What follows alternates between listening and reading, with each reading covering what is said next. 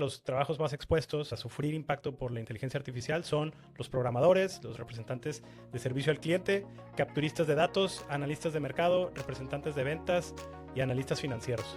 Félix es la primera empresa operada sin ningún empleado humano. Empezó la subasta para comprar Warner Brothers y al final llega David Ellison y ofrece 111 mil millones de dólares y aún así van a tener alrededor de 79 mil millones de dólares en deuda.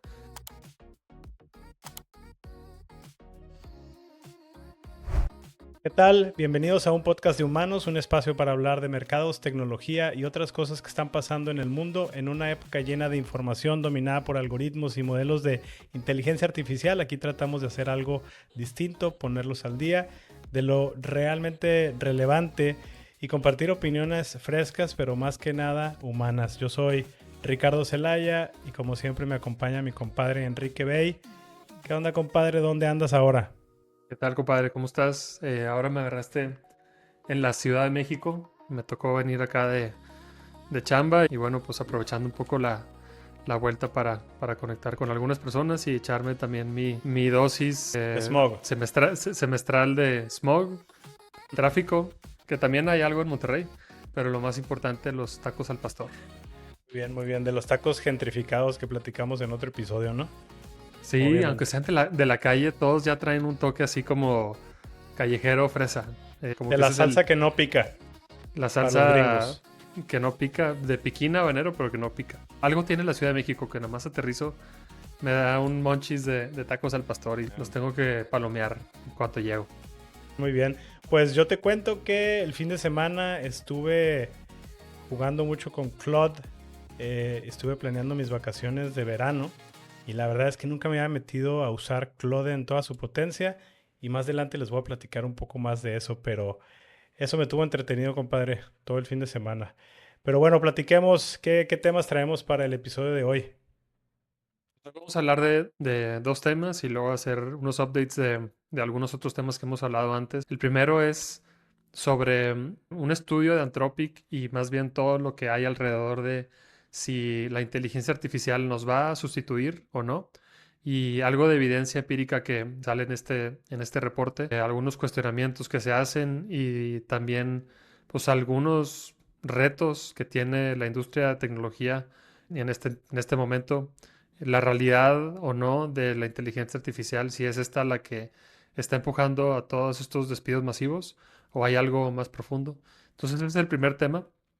Y el segundo tema es algo que ha estado pasando en las últimas semanas, creo que se materializó alrededor de hace 2 semanas, pero todavía está en proceso, que es el deal de Paramount y Warner Brothers. Es un deal que está sacudiendo a Hollywood y vamos a discutir algunas cosas que puede haber detrás de esto, más allá del contenido y particularmente el tema de data. Y bueno, al final vamos a hablar algunas cosas de lo que ha pasado con el conflicto en Irán, algo de lo que ha pasado entre Anthropic y el Pentágono, alguna actualización del Clarity Act y algunos otros movimientos políticos que hemos estado viendo en Estados Unidos.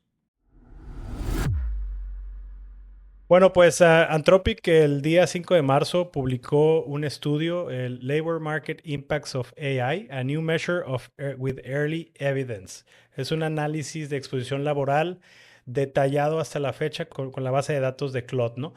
Y evidenció que los trabajos más expuestos pues, a sufrir impacto por la inteligencia artificial son los programadores, los representantes de servicio al cliente, capturistas de datos, analistas de mercado, representantes de ventas y analistas financieros. El perfil del trabajador, como pueden escuchar, pues no es un poco contraintuitivo porque no es necesariamente el trabajador de cuello azul, como le llaman, sino más el trabajador de cuello blanco, el que trabaja en una oficina. Y bueno, pues esto obviamente que dio mucho que hablar. De hecho, hay una gráfica que explica pues el potencial de lo que puede impactar a cada una de las profesiones y dónde nos encontramos al día de hoy, que es la observed exposure o la exposición observada al día de hoy, y podemos ver que pues todavía hay mucho que va a impactar en los siguientes años. El hallazgo clave es no hay un aumento en el desempleo, pero sí hay evidencia de que la contratación de jóvenes de 22 a 25 años cayó un 14% desde el lanzamiento de ChatGPT. Y bueno, hay otras cifras importantes, como en Estados Unidos se perdieron 92,000 empleos en febrero, cuando se estimaban solamente 60,000. Y pues ha habido despidos masivos confirmados, como ya tratamos el episodio pasado, el caso de Block, de Jack Dorsey. También entró Morgan Stanley, Oracle y Capital One. ¿Qué tan real es esta amenaza, compadre? ¿Cómo la ves? ¿Nos van a reemplazar o no? Pues mira, el estudio lo que dice es que la IA sigue evolucionando, pero que la realidad es que todavía le falta muchísimo del potencial. Y yo lo que me imaginaba cuando leía esto era que ahorita estamos como que en esa etapa de cuando el internet era dial-up, que lo conectabas por Mm. teléfono, y era, incluso ahí era mágico, ¿no? Escribir un website y que se regresara textos e imágenes, aunque tardara varios minutos, era increíble. Y el AI ahorita probablemente esté en ese momento de la historia y lo que vaya a pasar en los siguientes 10 a 20 a 30 años, pues van a ser muchísimo más impactantes de lo que incluso ahora nos estamos imaginando. Entonces, en el estudio ellos dicen que el potencial teórico del 94% de reemplazo es, digamos, todavía potencial, valga la redundancia, pero el día de hoy está alrededor del 33%. Entonces hay un gap muy, muy, muy grande. Y hay algunos ejemplos que dan por ahí. O sea, la inteligencia artificial hoy te puede, con muchísima precisión, calificar unos estudios o unos exámenes de un salón de clases, pero no puede controlar a los niños que van regresando del recreo, ¿no? Te puede también ayudar a hacer recetas médicas, pero no puede todavía brincarse la parte regulatoria digamos, de entregar pues, medicamentos bajo alguna licencia. Entonces hay temas de seguridad, hay temas de integraciones, hay temas de riesgo, esos son barreras reales. Y el tema de los programadores, que es pues probablemente la profesión que más expuesta pareciera que se está viendo ahorita. La realidad es que más bien, al menos los actuales, se están convirtiendo en orquestadores y se están haciendo pues todavía más eficientes. Donde está pegando pues bastante más es en los trabajos de entry level, ¿no? Un profesionista que se está graduando de la carrera y quiere Ok. tener su primer trabajo está teniendo pues un gap ahí muy grande. Pero bueno, pues eso se va a reacomodar con el tiempo, ¿no? Los trabajos, digamos, de entry level financieros creo que cayeron un 14% en entry level versus hace un año, hace un par de años. Pero por otro lado, pues los jardineros, los mecánicos, los cantineros no van a ser reemplazados, al menos en el corto plazo. Incluso el DJ que tenga la capacidad de leer el ambiente en una boda y poder poner los beats o las canciones más Mm. apropiadas para el momento, todavía requieren no nada más de un tema de inteligencia, es decir, un algoritmo que esté prediciendo lo que va a pasar hacia adelante, sino también algo de juicio. Y ahí creo que es donde está la clave, ¿no? La inteligencia artificial está probando ser muy inteligente, muy buena para construir cosas desde cero, pero, por ejemplo, en un programa de computadora es difícil no nada más producirlo, sino mantenerlo y estabilizarlo a lo largo de varios meses o años. Entonces, la inteligencia versus el juicio es donde se está poniendo el debate de la viabilidad y la realidad de reemplazo de la inteligencia artificial a los humanos. No sé qué has leído tú en este aspecto.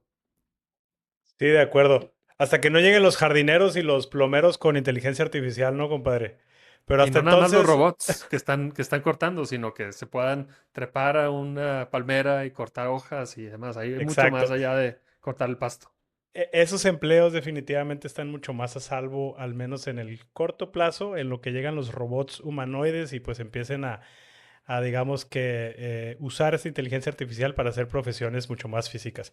A mí en particular, de lo que comentas, a mí me gustó mucho un post de Julian Beck, partner de Sequoia, que publicó en x.com, en donde separa muy claramente, dice, los trabajos hoy en día los puedes separar en dos partes. Una es inteligencia, que es toda la parte transaccional de una posición, de una labor, y el juicio o judgment en inglés, que es lo que te da la experiencia, ¿no? Vamos a decir, si tú eres un abogado, pues toda la parte de inteligencia es recabar datos, preparar contratos, NDAs menciona, por ejemplo, un contrato de prestación de servicios. Eso la verdad es que es bastante mecánico y la verdad si estás compitiendo ahí, estás compitiendo contra las máquinas y nunca le vamos a ganar a las máquinas. ¿Por qué? Porque esas tareas de inteligencia son, pues, pues son muy intensivas en talacha, ¿no? Que es por eso que ahora no están contratando a tantos jóvenes entry level, como dices tú, porque pues son tareas que te ponen a hacer más de talacha.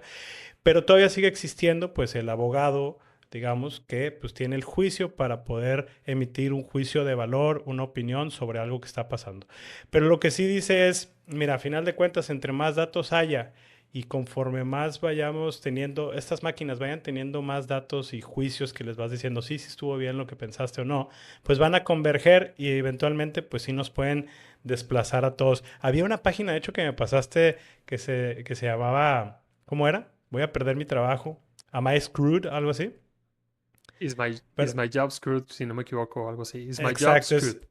ahorita la ponemos en pantalla, pero básicamente es, si tu trabajo, tú pones tu posición, en los años de experiencia que tienes y te dice si, qué porcentaje es el que tienes para que te reemplace la inteligencia artificial. Entonces digo, si no quieren agüitarse, pues no entren, pero yo creo que está bastante ilustrativo, ¿no? Y bueno, voy a comentar 5 puntos que trató Julian Beck en su artículo. Y él introduce el término de Service as a Software. O sea, yo creo que la gente que está involucrada en la creación de startups conoce el Software as a Service, que es un modelo, el SaaS, que es como te venden hoy en día todo el tema de todas las herramientas que usas en el día a día para ser más productivo, ¿no? Si te venden la herramienta contable, el software legal, cualquier cosa que tú uses como productividad, pues te lo venden en un esquema de paga mensualmente por usar la herramienta. Pero él predice que el siguiente, digamos que unicornio, los gigantes tecnológicos van a ser empresas que se parecen más a servicios, ¿no? Las compañías más valiosas impulsadas por inteligencia artificial no van a vender software, sino que venderán directamente el resultado, ¿no? O sea, por ejemplo, cerrar la contabilidad, redactar contratos, gestionar seguros, cosas que tú todavía le subcontratas a alguien, pues el tema es que compres el trabajo hecho completamente. Segundo punto es, si vendes la herramienta y compites contra el modelo, pues cada vez que salga un modelo de ChatGPT o de Claude, pues va a volver obsoleto tu software, ¿no? Pero si tu empresa vende el servicio final, cada mejora hace tu operación más rápida, barata y competitiva. El tercer punto, la inteligencia artificial automatiza primero la inteligencia, no el juicio, que es lo que yo decía. O sea, todo lo que es la talacha y el juicio humano sigue teniendo mucho valor. Cuarto, vamos a transicionar de estos copilotos a autopilotos. Los copilotos son todas estas herramientas que ahorita están para abogados como Harvey, ¿no? Que por ejemplo te ayuda a preparar contratos mucho más rápido. O o todo lo que te puede hacer QuickBooks, que es la herramienta contable para preparar tus libros contables. Pero va a pasar a autopilot. ¿Qué quiere decir? Que sistemas que puedan hacer el trabajo completo y que ya te vendan el resultado directamente al cliente. O sea, que yo ya no tenga que usar, yo digamos soy el CFO de una empresa, ya no tenga que usar una herramienta, sino que me automaticen el resultado que yo subcontrataría con alguien más. Y eso habla del último punto que quiero tocar aquí, que es la mayor oportunidad está, menciona y se me hizo súper interesante, en reemplazar servicios que las empresas ya tercerizan. O sea, si una empresa ya terceriza un servicio como el servicio de contabilidad, pues ya hay una línea ahí en el estado de resultados con un presupuesto asignado para eso. Por ese tipo de servicios es por los que hay que ir en el caso de la gente que esté ofreciendo este tipo de soluciones para empresas, ¿no? Entonces, esto hace que pues en vez de tener la fricción de tratarle de vender a una empresa algo que no necesita, pues identificar qué cosas ya se están pagando como outsourcing, como contabilidad, seguros, reclutamiento, impuestos, y todo eso hace que haya una barrera de entrada, una fricción menor para pues vender estos servicios como software. ¿Qué opinas, Sí, compadre? sí, digo, este tema de copiloto versus autopiloto, creo que se está empezando a materializar ya en cosas como OpenClaw, que ya lo platicamos anteriormente. Este modelo que tú puedes activar y dejar corriendo por su propia cuenta en una computadora o en un servidor, o bueno, como se está haciendo popularmente en Mac Minis, y, y al que le das, digamos, pues una serie de libertades y toma juicios y decisiones y al final del día lo que te entrega ya son esos resultados. Yo creo que hacia allá va, pero sí todavía hay que pensar y trabajar muy bien en los límites y los guardrails. Y algo también relacionado a lo que dices que me llama la atención es este cambio que dice Jensen Huang que va a haber, que con la inteligencia artificial no necesariamente se va a sustituir a todo el software que hoy está ofreciéndose, sino más bien que el modelo de licencias va a cambiar por uno de, voy a decir, de consumo o de llamadas, que lo que va a hacer esencialmente es que en vez de que un humano abre el software y lo utilice por ciertas horas del día y pague una mensualidad, más bien van a ser robots que van a estar haciendo llamadas a través de un API a este otro software y de ahí se va a seguir consumiendo, voy a decir, pues el servicio, pero ya de una manera a través de un autopilot que, como dices, va a estar buscando entregar un resultado y no necesariamente está buscando un software con un UI y un UX, pues muy bonito y que funcione muy bien, ¿no? Ya no, el diseño y la experiencia del usuario va a cambiar porque ya el usuario ya no va a ser el humano, va a ser un Correcto. robot y el robot necesita otras cosas muy distintas a las del humano probablemente. Sí, el robot no necesita una página de internet para interactuar, ¿no? O sea, se habla por detrás con el sistema, obtiene lo que quiere. Si va a ir a comprar un vuelo, no necesita hacer scroll down en la página y buscar el vuelo, simplemente se mete por atrás y le pide en su lenguaje de código a la API y obtiene lo que quiera, ¿no? A mí algo que me voló la cabeza en estos días y te compartí este episodio de Bankless, en donde entrevistaron a un hacker emprendedor que se llama Nat Eliasson y él construyó a Félix. Félix es la primera empresa operada enteramente por agentes de inteligencia artificial sin ningún empleado humano. O sea, esto tal cual como lo están escuchando, ¿no? Y más o menos les voy a decir cuál ha sido la cronología desde que inició Nat este proyecto, pero básicamente creó a Félix en la plataforma de OpenClaw. Pues Nat le dio como objetivo a Félix el generar $1 millón de ventas sin intervención humana, tal cual, ¿no? Obviamente le dio un prompt mucho más específico que ese, me imagino. Pero bueno, ahorita Félix actúa como CEO, programador, creador de contenido y todo. O sea, es el mejor empleado que puedes tener, ¿no? Trabaja 24/7 y bueno, hace ahorita todas las funciones. Pero a mí lo que me llamó mucho la atención es que cuando el volumen de correos empezaron a superar la capacidad de Félix, Félix contrató a dos otros agentes, a Iris, que es que hace atención al cliente, y Remy de ventas, ¿no? Y esto no lo creó Nat, sino que lo hizo la misma inteligencia artificial. Entonces, bueno, la empresa opera dentro de un servidor de Discord, que es como un Slack. Y todos los días a las 2 y 3 a.m., Félix ejecuta rutinas automáticas, revisa errores del día, identifica fallas, reprograma su propia memoria a largo plazo para mejorar 1% al día siguiente. Luego arrancó con $400 al mes, que básicamente es la suscripción de Cloud Pro Max, códex y servidores.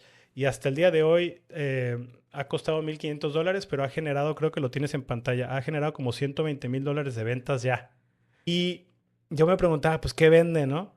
Bueno, le preguntaron a Nat y dice, pues, lo primero que le dije, pues, vende tú $1 millón y a la gente se le ocurrió armar un PDF sobre cómo configurar agentes por $29 por una vez, ¿no? Y generó $41,000 de ingresos. Y luego, pues ahorita ya el resto de los ingresos ya son como algo un poquito más, es ese que estás mostrando en pantalla, ¿no? Como how to hire an AI, cómo contratar a una inteligencia artificial. Y luego, pues ya hizo un marketplace con habilidades para IA y pues sigue vendiendo. Pero lo interesante es que sigue mejorando con el feedback que le van dando, pero solo, ¿no? Entonces, el punto aquí es no es ciencia ficción, sino que ya está ocurriendo y la verdad es que lo que dice el reporte de Anthropic, pues es no inminente, sino ya está aquí, ¿no? Sí, digo, y eso va en línea nuevamente con el tema de los autopilots y está también toda esta narrativa alrededor de los despidos masivos en Estados Unidos, en Silicon Valley, en todas las empresas tech. Y pues la carta que están usando para hacerlos es AI, ¿no? Es decir, que pues las personas pueden hacer muchísimo más con estas herramientas de lo que antes hacían, por lo tanto, no necesitan a tantas personas, tantos humanos haciendo los trabajos que hasta hace 3 años necesitaban hacer. Y por lo tanto, pues están reduciendo las plantillas y generando una cantidad muy alta en ahorros. Y hablábamos el episodio pasado sobre el estudio de Citrini y, y este círculo vicioso en el que podríamos caer en la economía donde se generan muchos despidos masivos, pero después se cae el mercado de consumo bueno, pues lleva a otras cosas. Pero lo que también se está empezando a discutir y debatir es si todo esto realmente es por un tema de eficiencias y de inteligencia artificial y no más bien es un tema de deficiencias de estas empresas. Es decir, muchas de esas empresas puede ser que ya tenían muchísimas ineficiencias independientemente de la inteligencia artificial y tenían que hacer todos estos despidos, pero llega la inteligencia artificial y se genera una excusa perfecta para hacer pues, muchos despidos masivos, de paso empujar o estresar a la organización a adoptar inteligencia artificial de forma pues, poco más agresiva de lo que tal vez se iba a hacer y transicionar. Pero si tú pones en la balanza, oye, voy a decir que corté 50,000 empleos o 10,000 empleos o 5,000 empleos o lo que sea, porque ahora voy a ser muchísimo más eficiente por inteligencia artificial versus tengo que Ujú. recortar todos estos empleos porque Sí, no estoy generando los resultados y porque tengo muchas ineficiencias y porque sobrecontraté en COVID, pues lo que gana claramente es la primera, ¿no? más Y esto se les aceptable, llama ¿no? como mucho más aceptable. Y este término le están poniendo el AI washing o el lavado de imagen con inteligencia artificial. Ujú. Entonces, pues puede ser un tema de corto plazo y una muy buena excusa, pero no sé si se vaya a seguir materializando en el siguiente año y si todas estas empresas nada más están escondiendo pues el polvo que tienen abajo del tapete. Claro. Sí, una cosa son las eficiencias de las empresas grandes y otra es realmente qué tan productivos nos vamos a hacer. Eh, en las dos hay algo ahí importante que ver, ¿no? Sí, sí, sin duda. Y bueno, pues digo, regresando y nuevamente al tema de OpenClaw, este tema se me ha hecho impresionante. La verdad es que ha detonado una serie de discusiones alrededor de qué tan libre debe de ser la inteligencia artificial o no. Y, y está obviamente el debate entre Anthropic y el Pentágono o OpenAI. Y empieza mucho a discutirse esto en todos lados. Creo que cada vez estamos jugando con este escenario en el que pues le vamos a dar a una computadora o a un humanoide o a algo que no tiene el juicio que estamos nosotros diciendo que debería tener la libertad de ejecutar acciones que más adelante podríamos arrepentirnos, ¿no? Y vi este fin de semana la película de Jurassic Park con mi hijo y hay varias escenas, ya anteriormente platicábamos de algunas de ellas. Hay una donde están comiendo nieve y empiezan a discutir sobre la ilusión del control, ¿no? Y en ese caso ya los dinosaurios se estaban escapando de sus jaulas por las fallas que habían habido. Y bueno, pues dependía todos de un programador básicamente que había automatizado una gran parte del parque. Y esa persona, pues por un tema de corrupción, lo desactivó todo. Y en la vida Mm. real y ahora con la inteligencia artificial, pues se me hace algo parecido, ¿no? Estamos ante la tentación de darle cada vez más libertad a la inteligencia artificial y ojalá en un momento no se nos salga de control y cuando sea el caso, ojalá tengamos la capacidad técnica y el juicio para poder regresarlo o controlarlo un poquito más. El tiempo dirá, pero, Sí. pero estamos empezando a entrar a esos terrenos. Hay un concepto que trata, creo que lo hablamos en otro episodio, pero Nick Bostrom, el autor del libro de Superintelligence, habla del control problem, el problema del control, y justamente es eso, es que se te salga del guacal esta inteligencia artificial. Yo creo que, bueno, eso da para un episodio entero, pero pues muy interesante, compadre. Definitivamente estamos jugando con fuego. Muy bien, y este tema, aprovechando que estamos en semana de Óscares, es relacionado a Hollywood y la compra que hizo Paramount de Warner Brothers. Desde hace pues, algunos meses empezó la subasta para comprar Warner Brothers. Por ahí parecía que Netflix ya lo tenía cerrado. Había ofrecido $27.75 por acción, lo cual de por sí creo que ya era un poco generoso. Y al final llega David Ellison y ofrece $31 por acción. Es una transacción en la que pagaron 111 mil millones de dólares y aún así van a tener alrededor de 79 mil millones de dólares en deuda. Eso significa que anualmente van a pagar solo de intereses 5 mil millones de dólares. Ahora, David Ellison tiene un apellido muy conocido y eso es no solo porque actualmente es el líder de Paramount, pero es el hijo de Larry Ellison. Larry Ellison es el cofundador de Oracle y además de eso, hoy por hoy es alrededor del sexto hombre más rico del planeta con un patrimonio de más de 200 mil millones de dólares. Es el principal financiador de la adquisición, entre otros, pero aún así la cantidad de dinero que le tuvieron que meter, pues creo que le hace algo de cosquillas y le va a quitar algo de sueño. No, increíble, la verdad es que fue toda una telenovela porque pues Netflix llevaba semanas, si no meses, ofertando por Warner Brothers. Y al final, así de final de película, pues se lo lleva Paramount, Skydance principalmente, con la familia Ellison. Pero, ¿por qué tanto rollo? O sea, ¿qué están comprando? ¿Qué están comprando en esta transacción, compadre? Aparte de una deuda billonaria. Pues, o sea, en la superficie se ve muy simple, ¿no?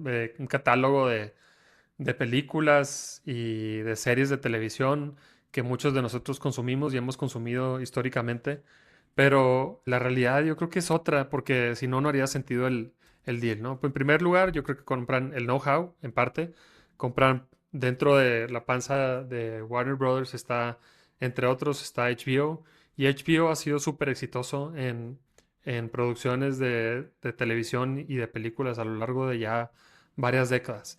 Y, y ese know-how, pues yo creo que es muy valioso. En segundo lugar, como ya dijimos, es el catálogo.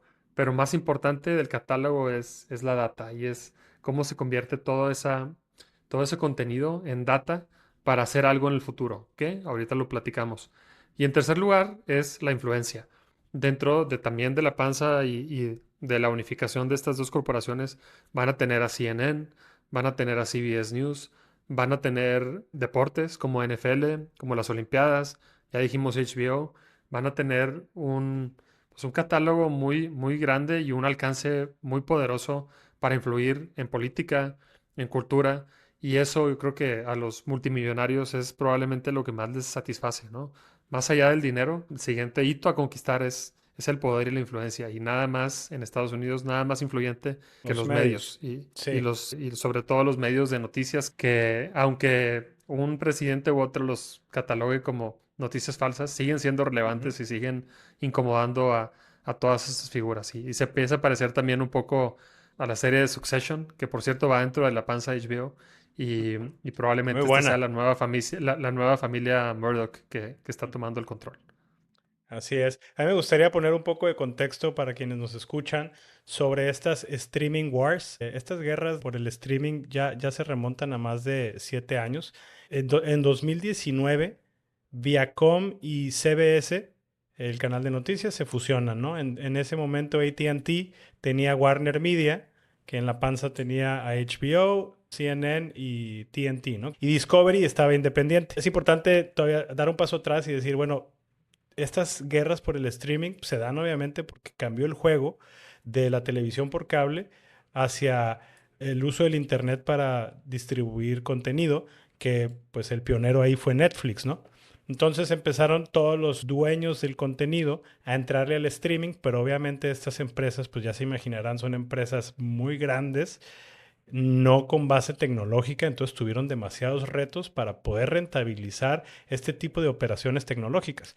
Y bueno, en 2022 Warner Media se fusiona con Discovery y lanzan Max, ¿no? En 2024-2026, para hacerlo un poco más rápido, Paramount, que tiene CBS y Nickelodeon, junto con Skydance como socio financiero, como lo acabas de explicar, adquieren a Warner Brothers Discovery. Combinada esta empresa en esta adquisición, solo el negocio de streaming vende 17 mil millones de dólares al año de ingresos combinados y ya llegan a 200 millones de cuentas o de suscriptores. Esto es muy relevante porque estamos hablando que Netflix tiene 270 millones de suscriptores y Disney tiene 230 millones de suscriptores. Por ejemplo, Disney no es solamente todos los personajes de Disney y demás. Tienen ESPN, tienen Marvel, ¿no? Tienen Star Wars, propiedades súper importantes de entretenimiento. Y pues Netflix, todo el mundo lo conocemos y tienen un inventario de contenido muy importante y capacidades de producción bastante importantes, aparte de tener toda la data y la inteligencia para poder producir contenidos. Entonces, un poco sobre el deal. El deal fue de 111 mil millones de dólares. 47 mil millones de dólares fueron a través de emisión de nuevas acciones, ¿no?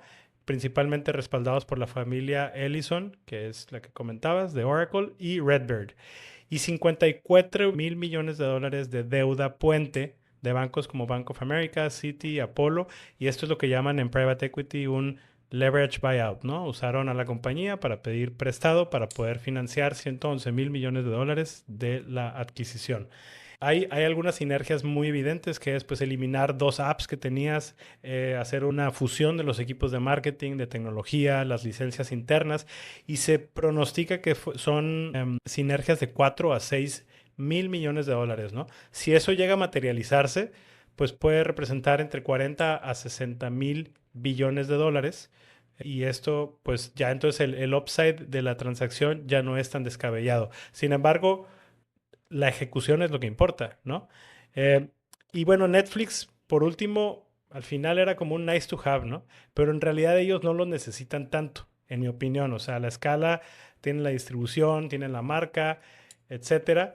Y pues me hace sentido desde el punto de vista de un Paramount que estaba en declive en ventas, adquirir una plataforma que puede operar muy bien el servicio de streaming. Lo venían haciendo ya muy bien los de HBO Max y eso es lo que compraron, en mi parecer, aparte de toda la IP y toda la data, ¿no? Por eso creo que me hace sentido, pero ¿a ti te hace sentido, compadre, este deal o cómo tú lo ves?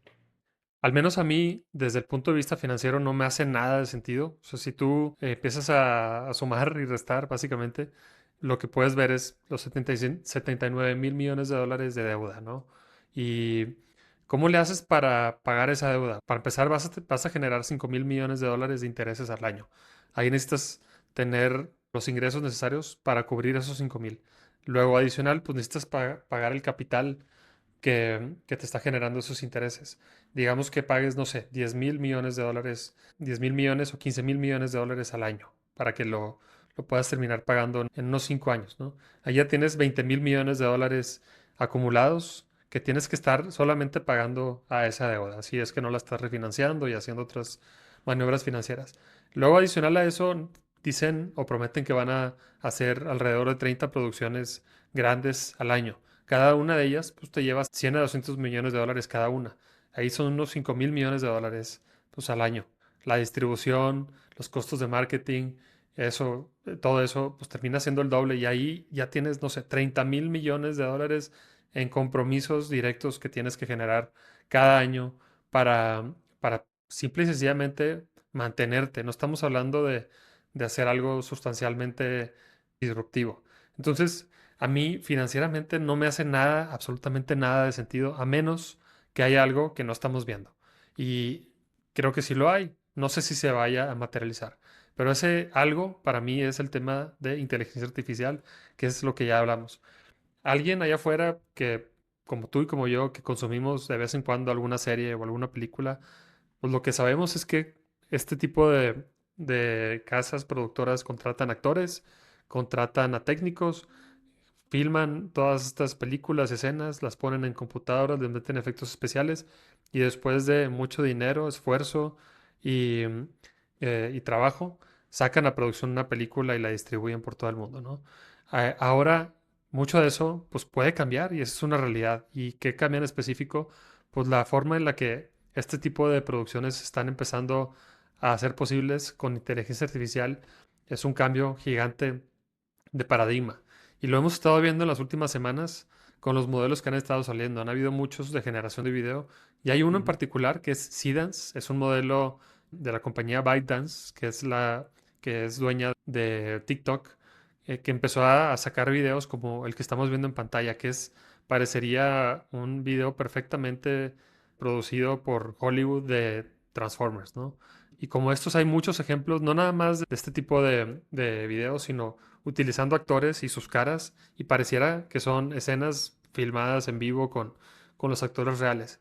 Y si ahorita, Ujú. como dijimos anteriormente, estamos en la etapa del dial-up de conexiones a Internet con teléfono, el equivalente en inteligencia artificial, ¿qué es lo que va a pasar en un año, en 5 años, en 10 años? Claro. Yo creo que David Ellison está viendo eso, particularmente su papá, que él mismo salió a decir hace muy poco que los LLMs pues van a terminar siendo commodities porque todos se surten de Ujú. la misma fuente de datos. Y lo que va a hacer la diferencia entre los ganadores y los Claro. perdedores van a ser los que tengan un contexto muy particular y la data más específica. Entonces yo creo que al final de todo esto, lo que están haciendo los Ellison es comprando data, es comprando todos Claro. estos materiales para poder usarlos en el corto plazo en la producción de películas.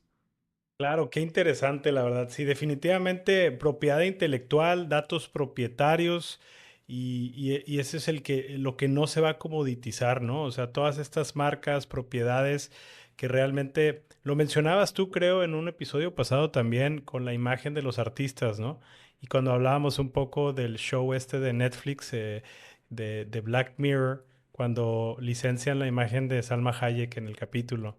Y a final de cuentas, pues eso va a suceder. Pero definitivamente es un deal de datos, un deal tech disfrazado de entretenimiento, ¿no? Y bueno, cabe mencionar que realmente ahora se quedan solamente cuatro empresas, ¿no? O sea, creo que es eh, Paramount con Warner Brothers, está Disney y Netflix. Pero bueno, básicamente se consolidó el mercado ahora. Y hay otro ángulo ahí, compadre, que es el político. O sea, Em, Larry Ellison, David Ellison son muy vocales apoyando a Trump, ¿no? Y ahora que compran Warner Brothers Discovery, traen la panza a CNN y este David Ellison dijo que iba a hacer cambios importantes una vez que se concretara la compra. ¿Lo viste? Sí, sí, sí, creo que por ahí hasta hay, no sé si son rumores o amenazas públicas, pero algunos de los anchors de algunas de estas televisoras están empezando a pensar si se quedan o se van Ujú. por ese potencial cambio editorial, ¿no? Creo que sí va a haber una disrupción y probablemente se reorganice la industria y todos estos anchors que han generado mucha influencia se vayan a terminar moviendo, o vayan a terminar también generando sus propios canales, como lo hizo, por ejemplo, este Tucker eh, Carlson, ¿no? Tucker Carlson, exactamente. Ujú. Y probablemente por ahí también vaya un recomodo. Pero sí, y David Ellison creo que estuvo en el State of the Union de Trump hace Mm. unas semanas con que lo invitó.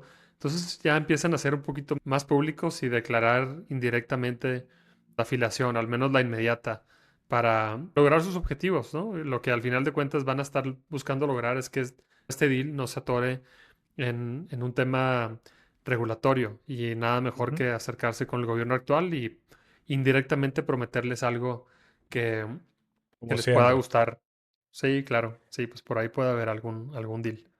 No, definitivamente los medios, y ¿sabes qué? Ahorita que lo dices es, tú te puedes salir y poner tu canal, pero crear la distribución que tienen estas compañías, estás hablando de 200 millones de usuarios, es gigantesco, ¿no? Y no es algo que puedes obviar, es demasiado poder. Y bueno, yo creo que vale la pena hablar un poco de Netflix, ¿no? Se quedó como el perro de las dos tortas, pues, sin nada del deal, pero a lo mejor y se ahorró un problema o se perdió de algo bueno. Yo lo único que sé es que traen 80 mil millones de dólares en efectivo con capacidad de usar, porque pues ya no los usaron con Warner Brothers Discovery. Y recientemente anunciaron que compraron una compañía de Ben Affleck, ¿no? Pues tiene que meterse a la pelea y creo que pues quedan posicionados. Los founders dijeron que fueron muy disciplinados, están tranquilos por eso. Pues veamos si ganaron realmente o se compraron un gran problema, ¿no? Yo creo que a Netflix le fue más que bien con esto. Al final también Paramount venía ya con mucha deuda, era un asset pues algo emproblemado. Yo creo que va a estar todavía más emproblemado, al menos en el corto plazo, particularmente por la deuda. Creo que Netflix se ahorró un dolor de cabeza y si encima le pones el hecho que les pagaron $3,000 millones por desistir de Esa no me la de la sabía. compra, pues por alguna regla que había ahí, al final tuvo que Paramount pagar $3,000 millones a Netflix por desistir. Y entonces pues es dinero gratis que ¿quién va a desaprovechar? Yo creo que hicieron el mejor deal ellos. O sea, el walk away fue lo mejor que les pudo haber pasado y se pueden concentrar pues, en generar contenido de calidad hacia los siguientes años. Este año creo que tienen, no sé si al menos 2 o 3 películas nominadas al Oscar como mejor película producidas por ellos, o al menos están en su streaming. La de Frankenstein y la de Train Dreams, si no me equivoco.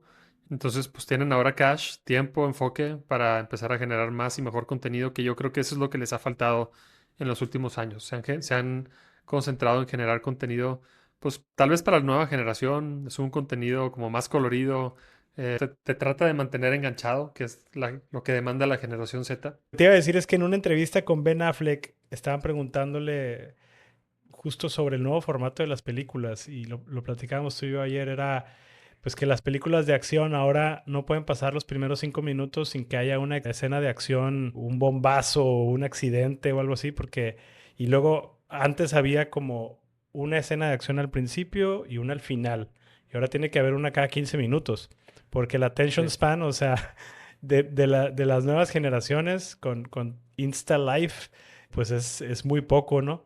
Súper interesante se me hizo. Tú, bueno, ¿qué onda? ¿Viste cuál me recomiendas de aquí al domingo que me eche? Justo decías de que te mantengan, digamos, enganchado. Y la película de One Battle After Another justamente hace eso, ¿no? Está todo el tiempo teniendo El nombre escenas lo dice. de... Sí, todo el tiempo tiene escenas o secuencias de acción o de algo, una intriga que te mantenga enganchado. Creo que vale la pena verla. Ya, esa está en HBO Max, por cierto. Vi Sinners, que está nominada, si no me equivoco, es la más nominada en la historia de los Oscars. Se me hizo buena, no se me hizo como para tener pues, esa fama de ser la película más nominada en los Oscars, pero está buena, también es algo diferente para los Oscars poner una película que tenga un toque como de horror, ¿no? Está Frankenstein, también la vi, esta está en Netflix, es una película de 3 horas y hablando de la forma en la que ahora consumimos este tipo de contenido, yo creo que la vi en 3 sentadas diferentes, distribuyéndome entre iPad, tele y celular en diferentes momentos, nada más por cumplir. Y la verdad es que creo que es una buena película, es la que hizo Guillermo del Toro y me gustó, sí me gustó, a mí sí me gustó mucho. Y la Yo creo otra que que, vi, yo creo que le voy a y, dar y la, chance ul- a esa. Ujú. y la última que vi fue Train Dreams, es una película un poco más lenta, ahí sí es muy distinta.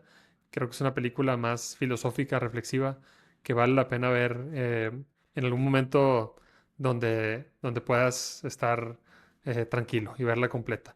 No prometo mucho, pero de aquí al domingo voy a ver cuál puedo ver y te cuento en el siguiente episodio qué tal. Bueno, y esas son las que están en Netflix y en HBO Max. Las otras no las vi, yo creo que porque no, simple y sencillamente no están disponibles. Pero, pero bueno, eso no sé si sea un acierto o un error. Pero sí, ya las platicaremos la siguiente semana. Bueno, en nuestra sección de las actualizaciones de la semana en cuanto a la guerra de Irán, desafortunadamente el número de muertos ya asciende a 1.200 personas. El Senado en Estados Unidos rechazó 53 a 47 votos el limitar poderes de guerra a Donald Trump. Estados Unidos sigue planteando que este es un conflicto que no pasará los 100 días de operaciones. Sin embargo, Hexed dice, apenas hemos comenzado. Rusia también muestra primeros indicios de involucrarse en el conflicto, dando inteligencia satelital a Irán. Y pues por diversas razones, incluidas el ataque a un pozo petrolero o una refinería en Teherán, el Brent tocó el petróleo, el precio del petróleo tocó $117 el barril, ya se desinfló, hoy en día lo tenemos como en $90, 95 dólares, pero con una presión a la alza para volver a tocar los $100, ¿no? Y el oro tocó niveles de $5,400 por onza y hoy en día ya está como de regreso a $5,100 la onza. Y vemos una, una gráfica de lo que está pasando en Polymarket sobre este tema de Irán. La predicción está en 57% de apuestas a favor de que para antes de diciembre 31 las fuerzas militares de Estados Unidos van a entrar a, a Irán. También hay otra en la que se está tratando de predecir si Estados Unidos va a entrar a un ceasefire, un cese al fuego. Hay una apuesta o hay una predicción de cese al fuego entre Estados Unidos, Israel a Irán y ahorita está en un 70% de probabilidad eh, para el 30 de junio, es decir, en los siguientes 3 meses. Entonces, el mercado predice que van a dejar de atacar al menos de aquí al 30 de junio, un poco menos favorable si nos vamos más al corto plazo, es decir, al 31 de marzo el mercado predice solamente el 36% que, que así será.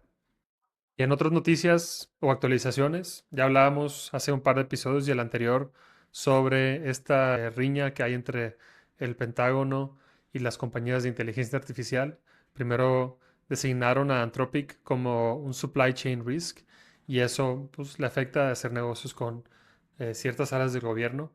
Por otro lado, OpenAI empezó a acordar con el Pentágono sobre el uso de sus modelos para todos los usos dentro de la ley, según lo que dice el gobierno, pero internamente en OpenAI empezó a haber un poco de resistencia y Sam Altman ya salió a decir que están haciendo una negociación, pues digamos, con mayor lupa, ¿no? con el Pentágono y sobre el uso o no uso de sus modelos en tácticas de guerra. Mientras en Estados Unidos se siguen peleando entre el Pentágono y las compañías de inteligencia artificial, el 5 de marzo China publicó su plan quinquenal. Cada 5 años planean su economía y sus estrategias. Y en un reporte de 141 páginas, la inteligencia artificial apareció 52 veces, un 5x mayor énfasis que lo que hizo en el último plan, en 2021. Y anunciaron cosas súper interesantes como dominar en la computación cuántica, en darle paso a nuevas tecnologías como desarrollar el 6G, interfaces cerebro-máquina, fusión nuclear, base lunar permanente, cohete reutilizable.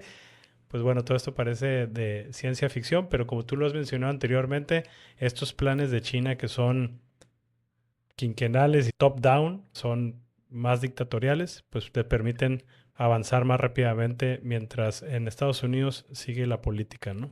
Sí, también vimos la semana pasada la destitución de Kristi Noem del Departamento de Homeland Security en Estados Unidos y esto derivado de una audiencia que tuvo con senadores y donde se le cuestionó mucho pues, varias cosas, pero entre ellas una campaña de más de $200 millones donde ella se pone como la protagonista y parece que eso no le causó mucha gracia a Trump. Esto no era ningún secreto, pero bueno, ahora que se hizo un poco más de noticia alrededor de esto, pareciera que le hizo algo de sombra y digamos que no fue lo No le mejor gusta. para él.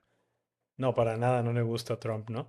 Y en el tema de cripto y el Clarity Act, esta semana hubo algo relevante. Trump apoyó públicamente el Clarity Act el 4 de marzo y esto hizo que algunas cripto y Coinbase subieran.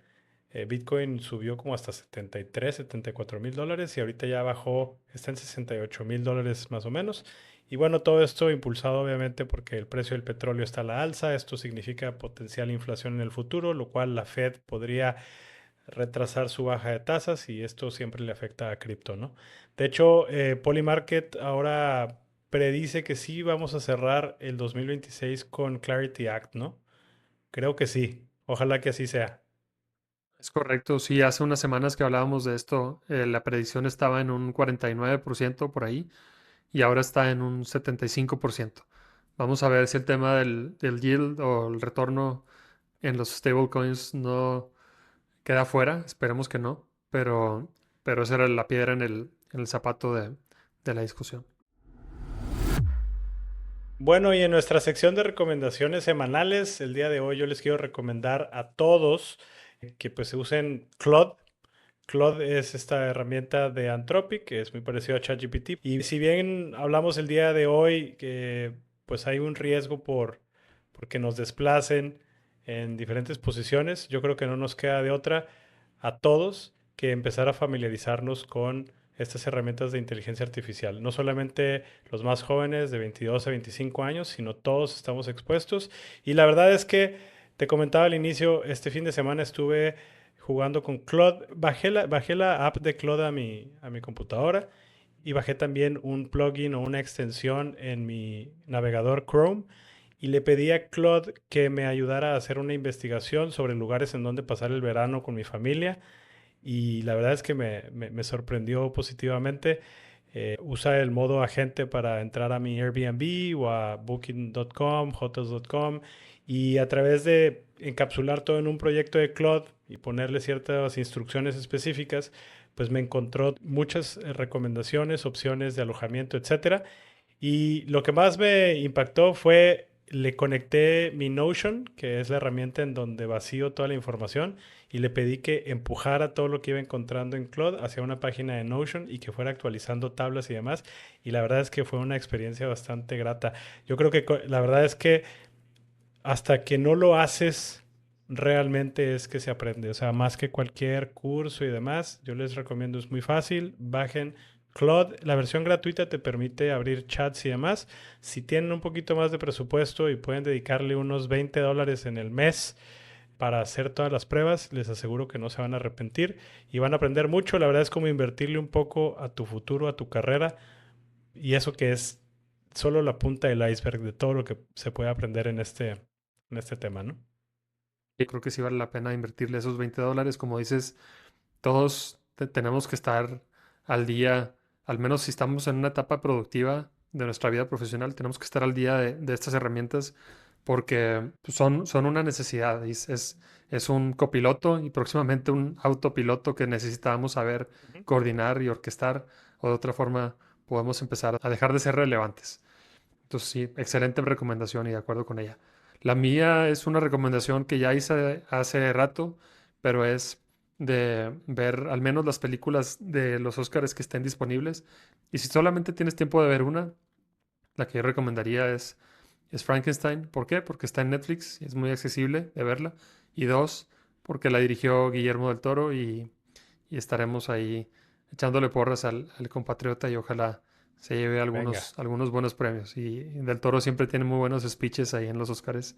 Esperemos que hoy no sea la excepción y que le toque subir ahí al escenario en algún momento. venga. Muchas gracias por escucharnos de nuevo. Esto fue un podcast de humanos. Estamos muy contentos de seguir compartiendo con ustedes. Les pedimos que si les gustó el episodio lo compartan. Es la mejor manera que nos pueden apoyar. Que lo compartan ya sea en Spotify, en YouTube o nuestras redes sociales, que nos pueden encontrar como un podcast de humanos en Instagram, en TikTok y también hacemos algunos clips en YouTube. Muchas gracias nuevamente por seguirnos. Algunos de ustedes nos han escuchado a través de un link que les hemos compartido o alguien más lo ha hecho. Lo que les pedimos es que le den seguir y ojalá lleguemos a la meta de los 1000 seguidores antes de que termine el año. No sé, tenemos que Vamos. abrir el Polymarket para ver si están Sí. las apuestas a favor. Esperemos que sí. Muchas gracias nuevamente y nos vemos la próxima semana.